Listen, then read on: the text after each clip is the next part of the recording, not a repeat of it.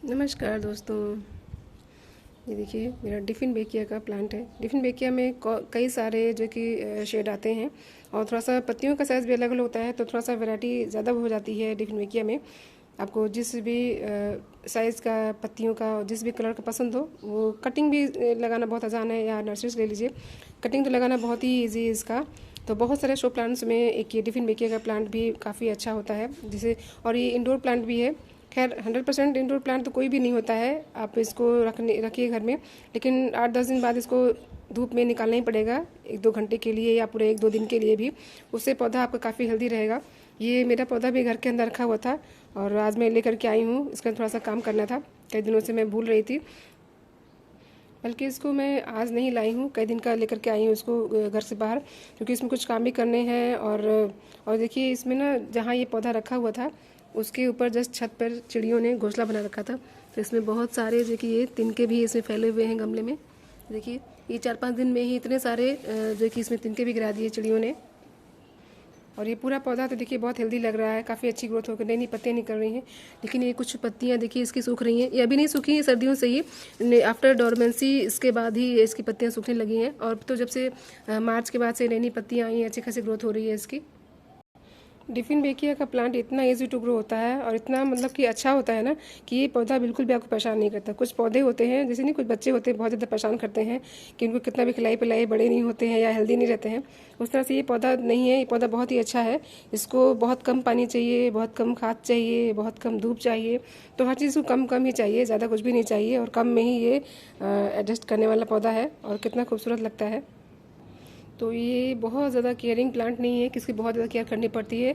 हाँ, कभी कभी जो है कि ध्यान देना पड़ता है। जैसे देखिए ना, अभी ये अंदर रखा था तो काफ़ी दिनों से मैं ध्यान नहीं दे पाई, फिर भी 2-4 दिन पहले ही बाहर लेकर के आई हूँ। तो ये सूखी पत्तियाँ दिखी मुझे, तो इन सूखी पत्तियों को आपके पौधे में अगर हो ना, टाइम टू टाइम काटते रहिए इसको। और वैसे भी गर्मियों में नहीं सूखती पत्तियाँ, क्योंकि गर्मियों में इसका टाइम होता है अपना टाइम, तो इसलिए अपने टाइम ही सूखता नहीं है, सर्दियों में ही ऐसा होता है। तो सर्दियों के बाद से भी मैंने इसमें कोई भी केयर नहीं की, कुछ भी नहीं किया है, तो इसलिए अब इसकी पत्तियों को हटाना है।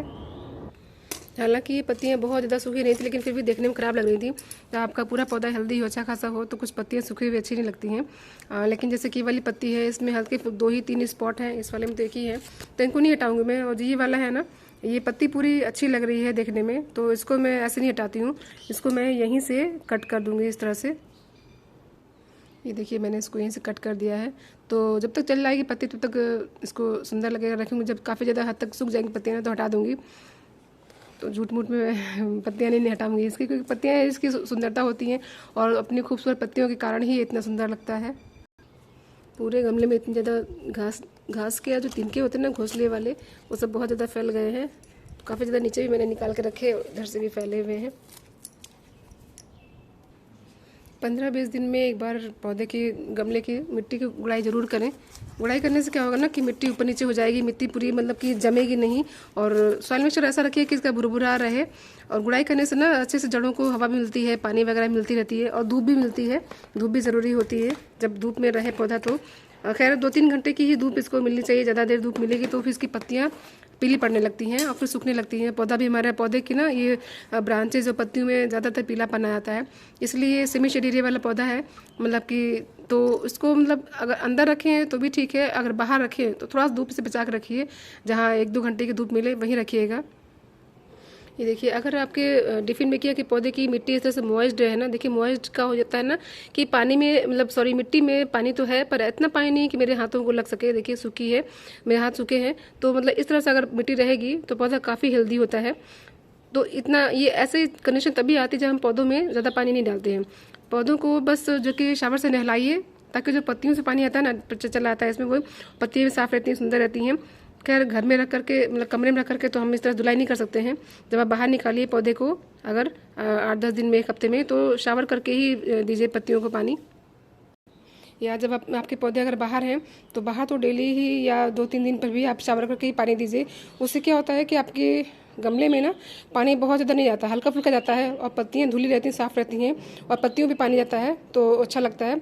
तो गमले में पानी डालने के बजाय शावर से कर दीजिए पौधों में पूरा, तो काफ़ी अच्छा रहता है। तो ये तो हो गई पानी की बात। और दूसरी बात है खाद की।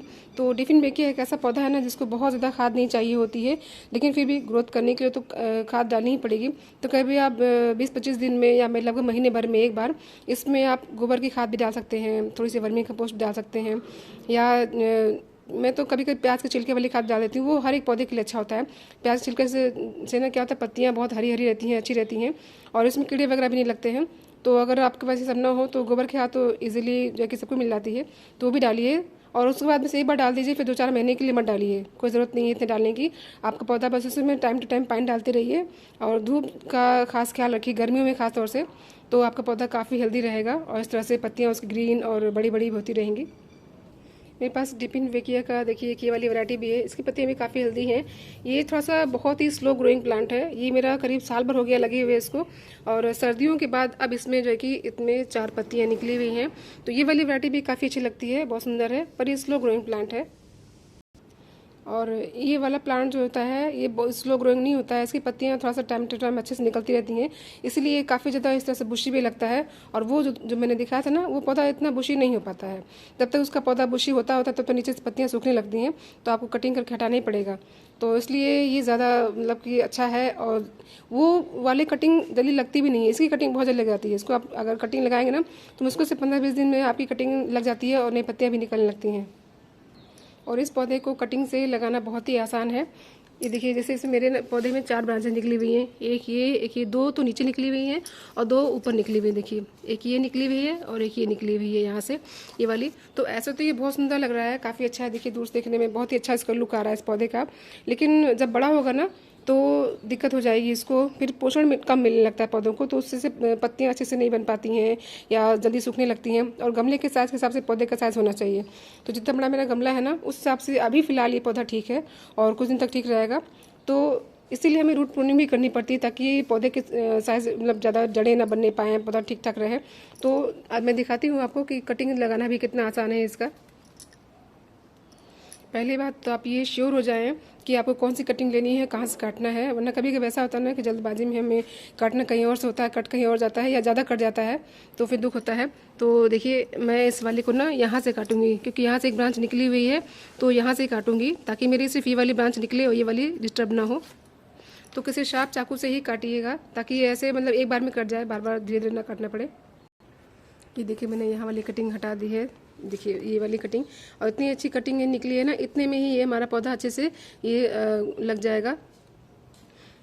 और जैसे कि आपको ये भी अभी तो मैं तुरंत लगा के दिखाती हूँ, कभी कभी क्या अगर आपके पास टाइम ना हो ना, इसको ऐसे भी रख दीजिए तो भी आपका पौधा लग जाएगा, क्योंकि ना इसके अंदर पानी इतना ज़्यादा होता है कि इसको ज़्यादा पानी की जरूरत नहीं पड़ती है। तो ये पानी अच्छे से निकल जाएगा, उसकी ऊपर सतह सूख जाएगी ना, तब लगाइए तो भी अच्छे से लग जाता है ये। और इस कटिंग को लगाने के लिए मैंने चीनी मिट्टी का पॉट लिया है। इसकी खाद के बारे में, खाद में तो वैसे ही इस पौधे में ज़्यादा खाद नहीं लगती है, और खासकर अभी कटिंग लग रही है, तो कटिंग जब आपको लगाना हो ना तो उसमें जिस भी पॉट में आप लगाएं इसको या ग्रो बैग में, ज़्यादा खाद मत डालिएगा। और इसमें तभी मेरा डॉग फ्लावर का पौधा लगा था, सूख गया, सर्दियों का पौधा था। तो जब मैंने इसको लगाया था डॉग फ्लावर को, तो काफ़ी ज़्यादा खाद में डाली थी, मतलब अच्छी खासी सॉइल मिक्सचर थी इसकी।